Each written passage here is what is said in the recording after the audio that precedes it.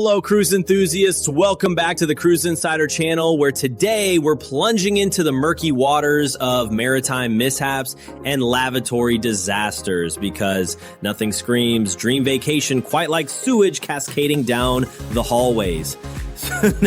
Netflix recently blessed us with Trainwreck: The Poop Cruise, chronicling Carnival Triumph's notorious 2013 catastrophe. I must say it's perhaps the most balanced portrayal of a cruise disaster ever produced, though that's like calling a paper cut the most pleasant injury you could experience. What makes this documentary brilliant is its perfect equilibrium between horror and humor. You're witnessing one of cruising's most legendary nightmares while somehow finding yourself chuckling, not at the unfortunate passengers trapped in this floating biohazard, but at the remarkable absurdity of people desperately clinging to vacation mode while literally wading through sewage. Why is this documentary actually worth your time? They didn't simply assemble a mob of disgruntled travelers eager to incinerate their Carnival loyalty cards. Instead, they interviewed genuine stakeholders from every angle: passengers experiencing their personal version of Dante's Inferno, crew members heroically maintaining morale while the ship lay as lifeless as the seafood buffet on day 12, and even the cruise director tasked with the Herculean challenge of managing guest experience when said experience involved holding your breath in the corridors. And prepare for the plot twist. Carnival, a company whose PR expertise typically rivals the Hindenburg safety record, actually responded with surprising maturity. They acknowledged reality instead of rebranding the disaster as an authentic maritime adventure package.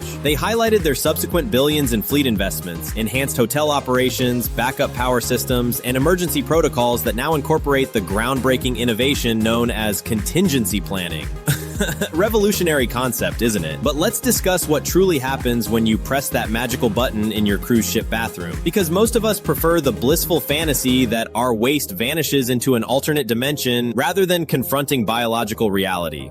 Unlike the nostalgic era when vessels simply jettisoned everything overboard, those were the days. Modern cruise ships employ sophisticated waste management technology. Historically speaking, nautical waste disposal was thoughtful rudimentary. The Titanic, that paragon of Edwardian engineering excellence, essentially featured strategically placed holes where sewage continuously streamed into the ocean. Tremendously eco-conscious, the marine life was practically evolving to escape it. Contemporary cruise vessels generate truly astronomical waste volumes. Royal Caribbean's behemoth Oasis-class ships produce approximately 210,000 gallons of sewage, elegantly termed blackwater by industry insiders, and over 1 million gallons of gray water weekly. That's sufficient to fill multiple Olympic swimming pools, though I emphatically discourage adding this attraction to the ship's recreational offerings. Modern vessels process this waste through a sophisticated sequence including skimming, bacterial decomposition, settlement, and sterilization before discharge. Gray water receives the basic economy treatment, just enough to satisfy regulatory requirements. It's essentially the difference between premium and standard service, but for your shower runoff. Home sweet home. On February 15, 2013, passengers awake to news helicopters and boats swarming the ship as it approaches the U.S. Many realize for the first time how much news coverage they've received. Immigration officials board and celebratory meals are served, including steak, shrimp,